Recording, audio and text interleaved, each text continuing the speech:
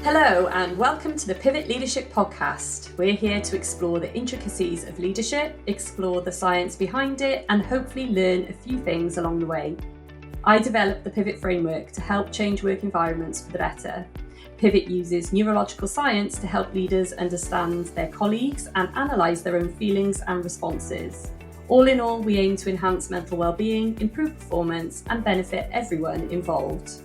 So what does pivot mean? To pivot, you need perseverance, inclusion, value, optimization, and trust. With my guests, we'll unpick these principles and discuss how each one is vital in building strong leaders. On today's episode, we're discussing perseverance and how leaders can stay focused on their long-term vision, even when faced with short-term obstacles.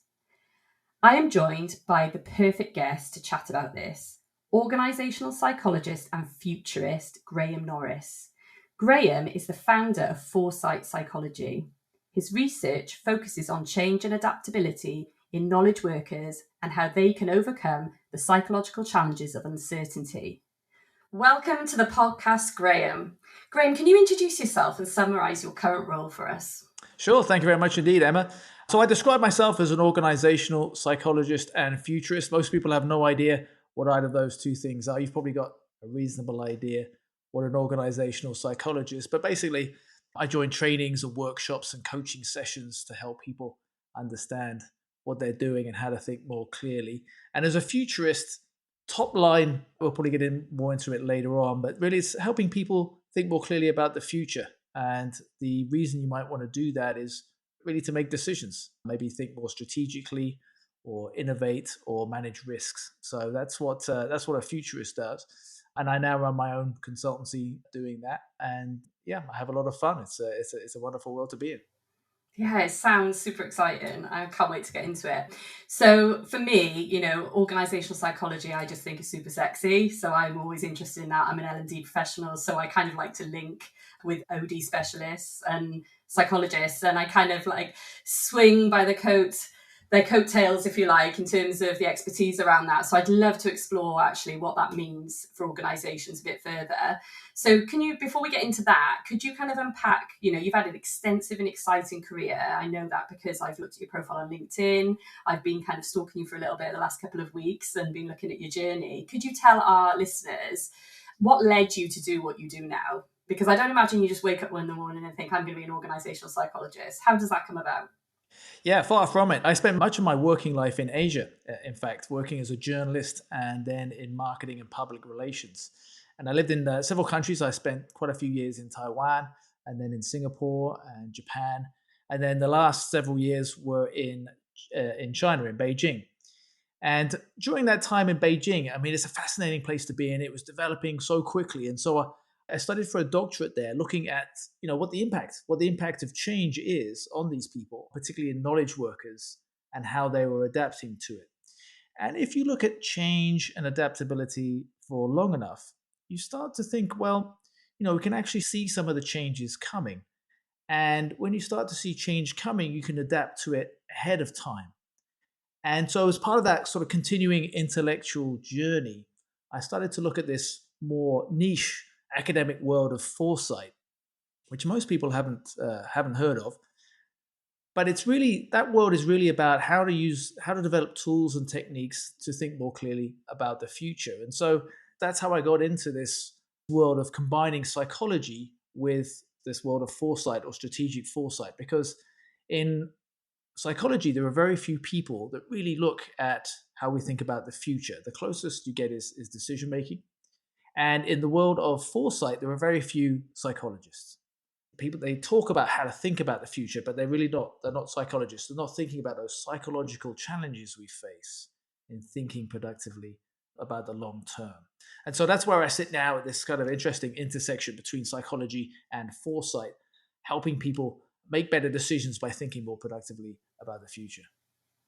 Yeah, that's pretty neat, because we often reflect back on and think about the learnings and then try and adapt and overcome them for next time for resilience.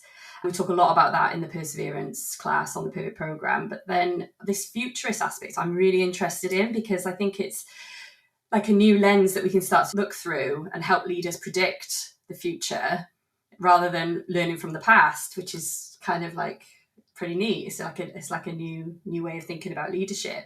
So can you explain exactly what it means to be a futurist?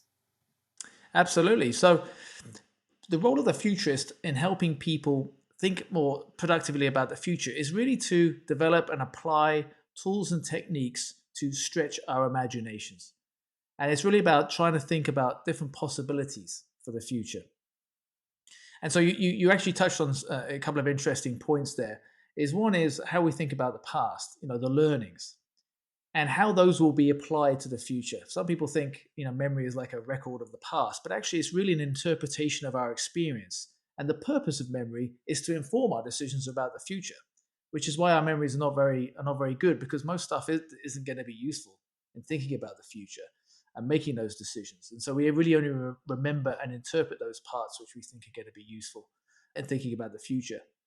And so one of the most popular techniques that people might have heard of is scenarios, but people don't often use those. And so scenarios are really just creating different stories about possible futures so that we can understand what could happen. And you mentioned the word prediction. What we're trying to avoid is getting hung up on trying to predict a specific future happening, because that's what we want to do. That's what we do in the short term. But in the long term, when you try to make those predictions, you're always going to be disappointed because we can't. There's just too many things going on, too many variables. But by thinking about different possibilities, you can gain confidence in understanding what could happen. And then you can start to think, okay, now I have an idea about the wide range of possibilities about what could happen. What can I do now? What decisions can I make now to either manage the risks or position myself in the best possible way to take advantage of the opportunities? And then as these futures start to unfold, or elements or threads of them start to happen, how can I evolve with it? What am I going to do as these things start to happen? And so you won't be so surprised by things that come out of the future, because you've already thought about something quite similar, and you will have already thought through what you might do in anticipation of that. And so that's really the role of the futurist, is to help stretch the imagination, plant our minds into the future to try to understand what could happen, and most importantly, what we want from the future as well. That's really interesting. So I'm thinking, if I'm a leader in an organization and I'm thinking, right, okay, so how do I become a futurist or be more futuristic in my approach to leadership? What would I do? What would be the tangibles? You said something about scenarios and stories and bringing those in, the what ifs. But how do we actually do that as a tool and technique in a leadership role in an organization? Can you give us some tangible kind of tips on how you could do that? Sure. One of the first things you want to do is choose which slice of the future you're interested in. So you've got to be clear about what's important. When I talk to people about the future, if you're not careful, very easily people's eyes glaze over. They get quickly overwhelmed by all the things that could happen. And so choosing a particular slice of the future that you're interested in, and accepting the fact that there may be something important somewhere else, but you're just going to have to overlook it for the moment. And then identifying the sources of change, the sources of uncertainty. We often talk about trends, and that's fine. We could be talking about trends, things that have happened in the past. But when I talk about creating scenarios and sources of change, often people, when I say, okay, what are they going to be the sources of change going into the future? They'll talk about the sources of the drivers of change in the past. And so that's one of the difficulties, is getting into the habit of thinking about, okay, I don't know how we got here, but what's going to be taking us somewhere else in the future. So understanding the important trends, how they've developed in the past, and how they could develop in the future. And then what are the extremes of the uncertainties there? And then once you understand the most important sources of uncertainty, you can then start to do things such as create scenarios. You can combine the sources of uncertainty to create much more sophisticated scenarios. And then you can start to create visions. So scenarios are largely things outside of our control. So we look at political, economic, social, technological, all those kinds of strategic considerations. And then the vision is what we want from that future. Once we understand what could happen, what the world could look like, then we can start to decide what we want from it. And all of these things are a little bit habits. I talk about cultivating a futurist mindset. I believe everybody has this mindset. If you have an imagination, then you have the capacity to consider alternative futures. But we just don't use it because we get so lost in our day-to-day, the to-do lists, the urgent things, everything going on. That's where our minds are most comfortable. And so getting into the habit of regularly casting your mind into the future, then you can unlock the possibilities. You won't be so worried about what might happen because you will have already thought through it. Yeah. So what I took from that is choosing a slice of the future. There's a level of proactivity within that, isn't there? It's actually opting for that, for something that's a future state, not a past state, if you like. And then looking at the sources of change and uncertainty and trends. And then a little bit in there is, we've got to really test that uncertainty piece, isn't it? So understanding the present situation, the pain and the prize that we're trying to get to, that's the bit that I talk about in perseverance. And then I put this kind of this alternative future, like there is always another space we can get to. It's really, really interesting. So in terms of linking this to perseverance then, in your view, why is perseverance such an important trait for leaders, do you think, especially in today's changing work environments? What are you seeing? So as I was touching on earlier on, we can have a vision, an opinion of the future that we want. And that's great. But what happens is we spend most of our time dealing in the very I call it the ultra short term. And so to be able to really stay connected to what we want to achieve in the long term, we do need perseverance to be able to overcome the obstacles. But it's really a case of, what I see a lot of is people have vision. So a leader should have a vision, right? And a vision really is just direction.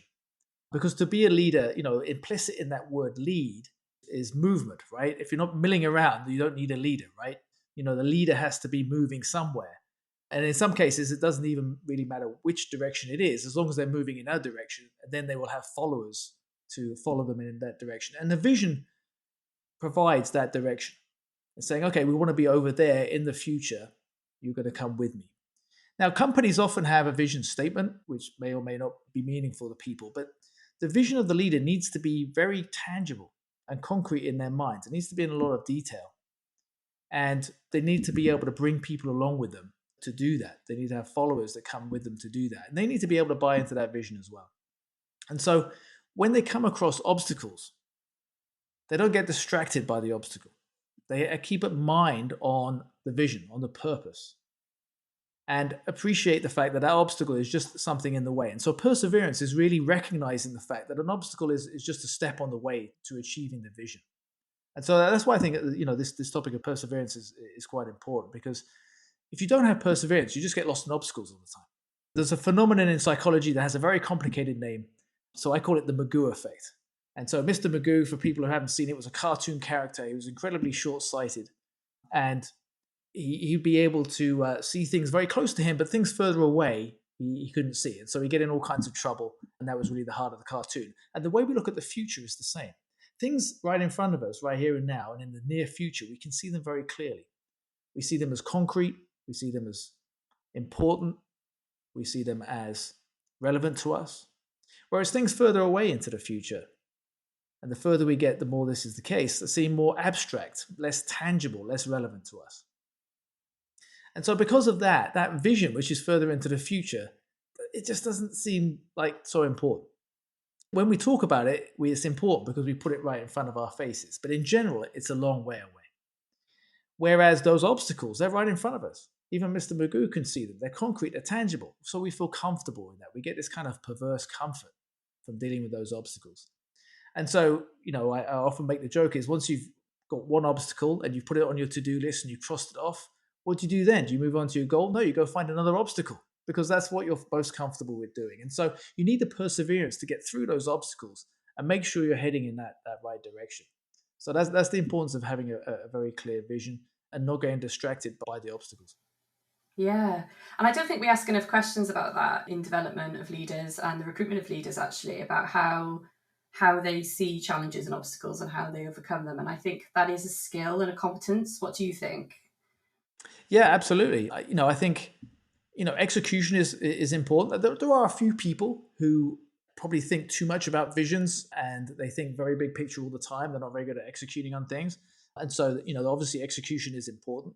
But in my experience, most people are lost in to-do lists. They've got these to-do lists, and that's where all of their cognitive firepower is being applied. and that's where we're most comfortable thinking. We are sort of these prediction machines that think in the very short term. And it's not so common that we're thinking about, okay, where am I really heading with this? Is this really taking me where I need to go? So I totally agree with you there.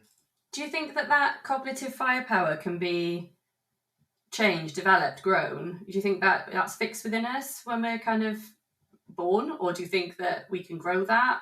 What's your view on that? So what I talk about it in terms of a certainty mindset. And a certainty mindset is really about talking about it's ultra short term. It is based on things such as predictions. It is about habits, and it's about things like to-do lists. And these are all very natural things for us. There's research that shows, one of the biggest sort of discoveries in cognitive science has been that it used to be thought that we experience the world through our senses. So we see and we hear, and then it goes into our brains and is processed, and that's how we perceive the world. But actually, it's not quite like that. What happens is our minds make predictions about the world. They forecast what it's going to be like. And then our senses either confirm those predictions or they register errors. And the errors we notice. So, for example, you walk into your kitchen to make a cup of tea. If the kettle's not there, you will notice that. But everything else in the kitchen, you're not going to pay attention. If the fridge is there, then the fridge is just there. It's not going to. It's zero registration in your mind, because your mind has already forecast that the fridge is going to be there. And so our mind is constantly making these predictions. This is naturally what it's doing. And this is what it's spending a lot of time doing, because it couldn't possibly process all of the sensory data that's going in there. And so it makes these forecasts. This is the way it's going to be. And then does the senses confirm that or not? And so that's naturally what we're doing. And so to break free of that, we need to break free of this certainty mindset. The certainty mindset has kept us alive. If we wanted to survive in the past, you need that. You need all of that. You couldn't possibly deal with the world otherwise. But to really thrive in the future, we need to develop an uncertainty mindset, one that's more about imagination, creativity, awareness. And so that means a little bit managing those more animal instincts that we have that drag us back into this noisy present and help us think and project our minds into the future. Yeah, I really can relate to that. I'm connecting with, we talk about the caveman mindset in leadership versus the visionary leadership and the future. So I like that. That's really helpful. Thank you. So in terms of the research that you focus on and overcoming these psychological challenges that you talked about, how can you help leaders navigate uncertainty and build perseverance within that and change? What sort of things can you do with them? Sure. So I think, one of the main things is helping them understand, what's going on in your mobile phone probably isn't that important. We spend all of our minds, energy thinking about, okay, the mobile phone, what's going on in there, the emails, all this stuff, right? Because that's what we were conditioned to think about. But really the value that we create in our organizations is through the decisions that we make. The most important thing we do every day is make decisions. And all decisions are about the future. If you think about short-term decisions, I talk about this evil triad of eat, wear, watch. We spend all this time thinking about what to eat, what to wear, what to watch. It doesn't make any difference to our long-term happiness whatsoever. The real benefit we get is by thinking further into the future, to think about really our dreams, our aspirations, our goals. So at a workshop, at the beginning of the workshop, if it's successful, at the beginning everybody's caring about what's going on in their phones. By the end of it, they realize actually what's happening in my phone is just not important. It's totally insignificant. It's meaningless. What's important is, okay, what do I really want to achieve? And so helping people make that transition. And it is amazing how difficult that can be. And how sort of revelatory it can be when people have finally sort of let go of that certainty mindset, that short-termism, and started to flex their imaginations and think more productively about the future. So what I normally try to do is take them through a process. You do have to be quite gentle to get people into this more futuristic mindset by slowly massaging their minds to let go of the present and to start thinking about the future. And so there's all kinds of tools and techniques. An easy one is, for example, a futures wheel. And so you just take a question and then you look at the implications of that. And then the implications of the implications and so on. And so I did this recently, for example, at a conference of psychologists, in fact, and we were looking at job automation. And so we took this issue of job automation. What would be the implications of that over? And it's important to have a time frame, so over the next 5 years, say. And what are the implications of that? And very quickly they wanted to go down the line of prediction. Okay, what is going to happen? And they're trying to discuss what's going to be the right answer. Of course, they're not agreeing, and they can't agree. No one's going to know it. The future only exists in our imaginations, right? Some were saying, "Oh, there's going to be more jobs or less jobs." I said, "Put them both down. They're both possibilities. It's fine. If there's more jobs, what does that mean? If there's fewer jobs, what does that mean? What are the reasons behind that?"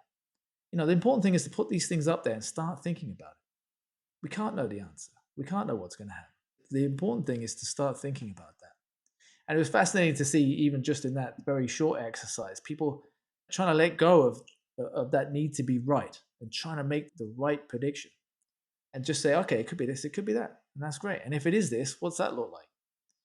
And so, going through those processes and then trying to look through the drivers of change and then trying to create some scenarios, some different possibilities for the future. And then trying to think about, okay, what do we want from the future? I think about this usually in these terms. Okay, what is the external environment going to be like, the things outside of our control? And then what do we want from it? What are the things in our control? And how are we going to make those things happen? No, I'm just like, wow, I want to do more of this. So basically, what I love from that was the terminology massaging the mind, because with building resilience and perseverance, I'm an accredited resilience coach. I'm talking about helping leaders build resilience in the workplace all the time. And I'm constantly trying to get them to think differently or fire off neurons in another direction where they can think outside of their norms, if you like, to build resilience.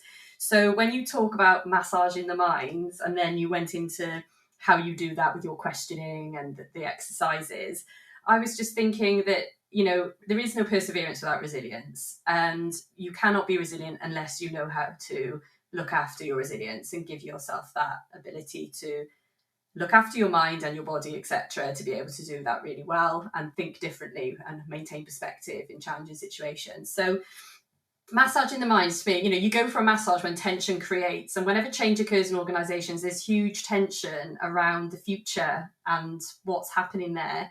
And what we often do is go to data, trends and old patterns to try and navigate our way through that change process.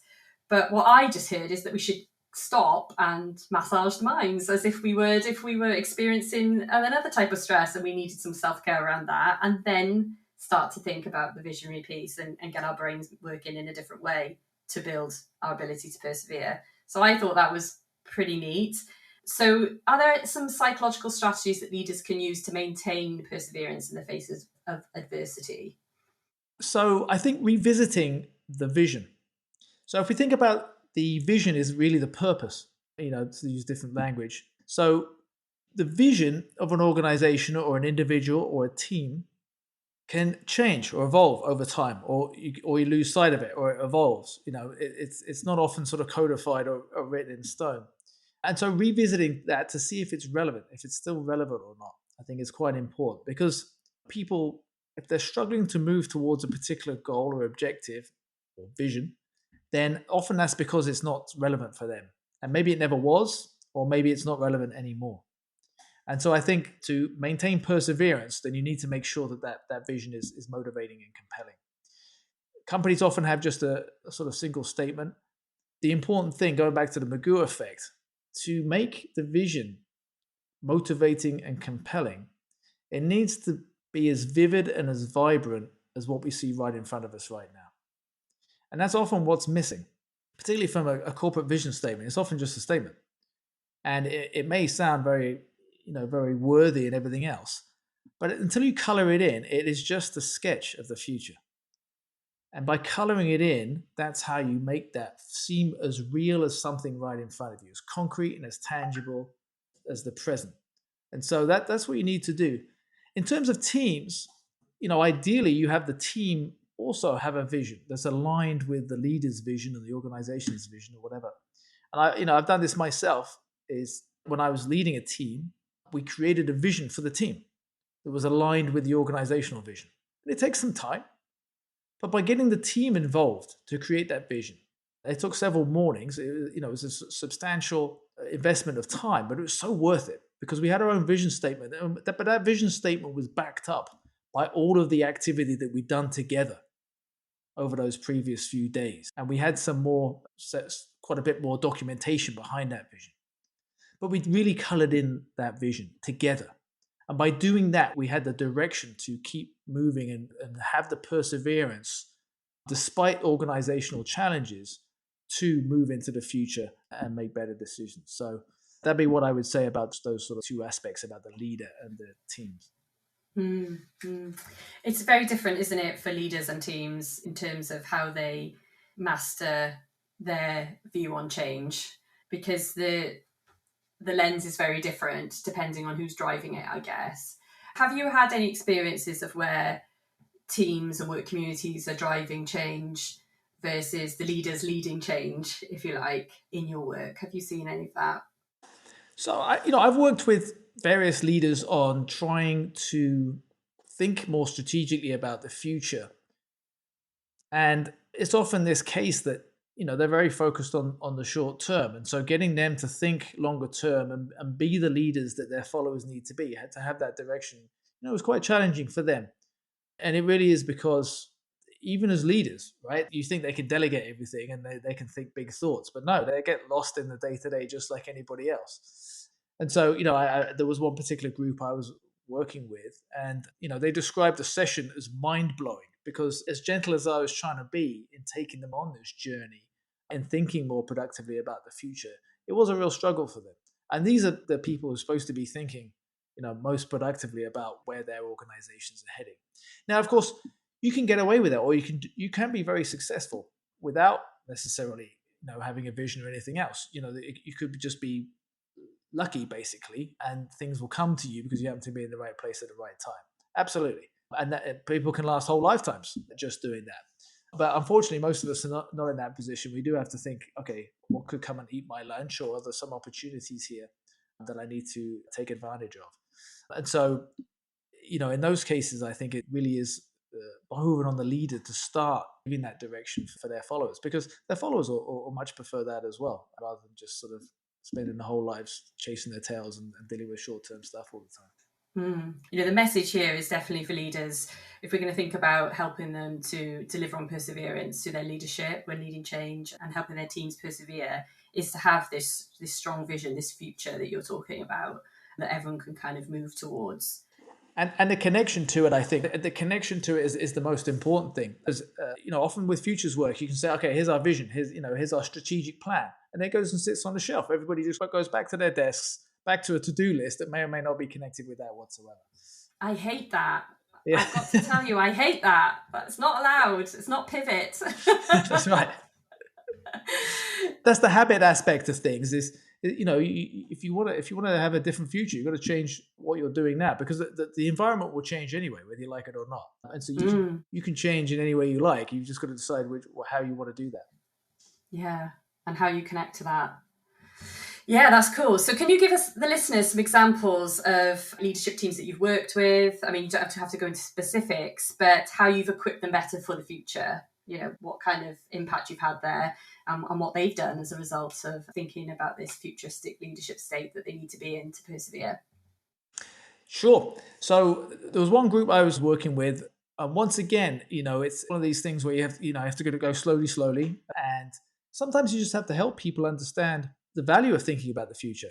There are some business models, if we look at AI, for example, or big data, actually, it's probably a better way to talk about it, where you can create models that will predict or forecast with a high degree of accuracy what's going to happen in the future. So supermarkets are a good example of this, is they have good forecasts about how much of any particular product they're going to sell over the next few days or weeks or months or whatever it is. And that's fine for a lot of companies, right? There will be issues that they need to make decisions about that will be much longer term than that they can't make forecasts for. And so this is one thing, is helping people distinguish between different kinds of future. There are some kinds of future where you can make reasonably good forecasts, or dare I say predictions about. But there are lots of futures where you can't. And so trying to help people say, okay, well, fine, you've got your models and you've got everything else. So maybe that's your whole world, and that's fine. You can keep on doing that. But if you are really at a strategic level in an organization, then you do need to think further afield. And that can't be modeled. That can only live in your imagination and the imaginations of those around you. And so I was working with one team where, helping them understand that and starting to engage their imaginations and realize that they did have decisions to make that were bigger than just, who to hire, who to fire, and all these very executional things. And so by the end of it, they were much more expansive thinking and thinking about the possibilities about what they could do.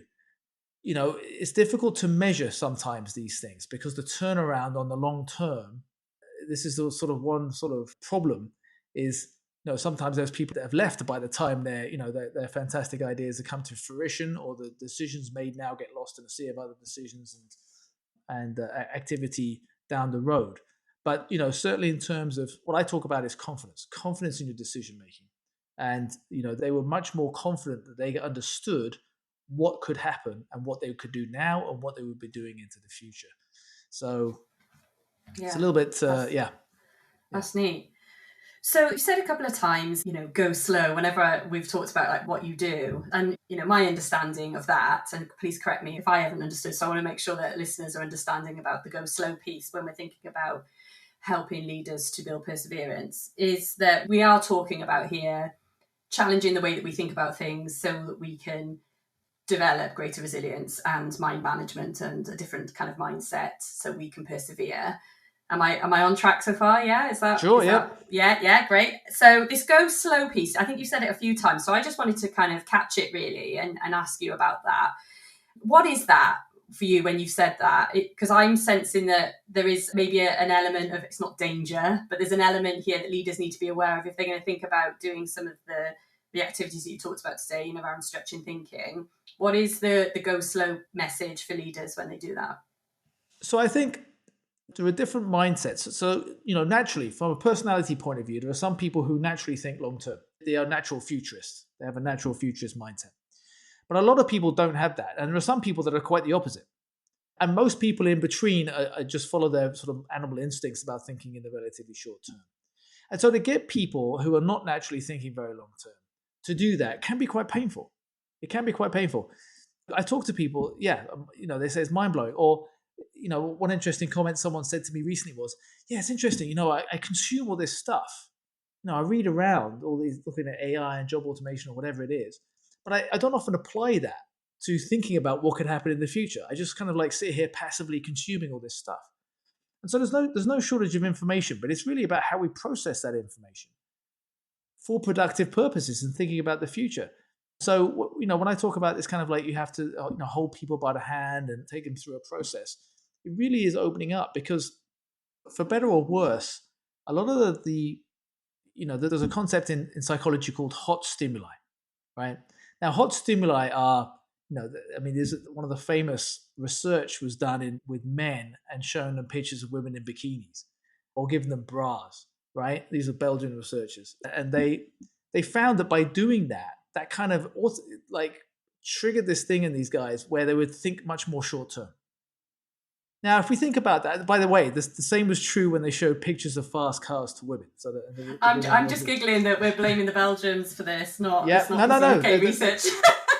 They were ones that were imaginative enough to think about this could be useful research. So, but if you think about it, hot stimuli are all around us, right? Anything that can trigger you, anything can trigger emotions, or particularly negative emotions. Food, things that the news you see on TV, everything is dragging us all back into the noisy short-termism. Our phones, my God, it's just, but our phones and our computers have this sort of built-in way, and deliberately so, of like triggering the responses in us where we get this kind of hit of satisfaction by being dragged into the short term. And so to get people to escape from that, it is psychologically painful. I described that we have a psychological allergy to uncertainty. And, we have this kind of, addiction to certainty. And that's not, and is there already. And people have been playing into it, and it's kind of getting worse in some respects. And so it really is difficult to take people out of that. And you need to when people have got an addiction, you need to be careful about how you try to get them off of that. Yeah. So the message is go slow, because we need to make sure that we don't trigger people in this work, but actually encourage them to step in and lean into it. And I thought that's where we were at, but I just wanted to check, and I just didn't want listeners to think, oh, what do I need to go slow about and be careful with? Sure. Oh, great. Graham, this has been cool. So I've got some top line learning points here for me, and I know that my community of leaders will be taking these too. So it's making sure the vision is strong and we're connected to it and that we understand it so that we can persevere towards it. Go for this futuristic mindset, look into the future, the what ifs, massage the mind from time to time to think about all the thinking options. Move your kettle in the kitchen, and hot stimuli to make sure that we don't get addicted to certainty, mix it up and go slow. So this is really a really comprehensive list of things that leaders can go away and think about when they're thinking about building perseverance for their teams. So I can't thank you enough for that. Is there one last message from you? Can we just have one last message about perseverance? Is the number one class we do on the Pivot program. And it's the closest one to my heart because it's about, without the resilience, we cannot persevere. If we don't look after our own personal resilience, we can't lead teams, and we're not leaders that people want to follow. And that's the true essence of the program. Can you give leaders some advice personally for them about the importance of perseverance for leadership? Sure, absolutely. I think, I sometimes think about it like this. We are today a product of decisions that we made yesterday, last week, last month, last year, many years ago. And who we are next week, next month, next year, many years into the future will be influenced by the decisions that we make starting today. And so, we need the perseverance to be able to think who we want to be next month and into the future, and to keep focused on that, no matter what happens in the short term. Because for sure, there's plenty of things to worry about in the short term, plenty of things to think about. But, unless we have the perseverance to think through that, then we're never going to achieve what we want to achieve. So that'd be my closing statement on that, I think. Yeah, love that. Love it. Okay, great. So where can listeners go and find out more about you? Sure. So you can find me on LinkedIn. My name's Graham Norris, and actually my website is also that. It's grahamnorris.me. So you can find me at those places, and I'd love to connect. That'd be great. Well, thank you very much. You've been a great pivot leader today and helping the rest of the pivot leaders in the community. I'm so grateful. Thank you. Thanks a lot, Emma. Thank you for listening to the Pivot Leadership Podcast. For any information on anything we've discussed in this episode, head down to the show notes. You'll also find my Pivot scorecard there, so you can take the test and see what your Pivot score is right now. Don't forget to like, rate and share the podcast and subscribe so you don't miss out on any future episodes.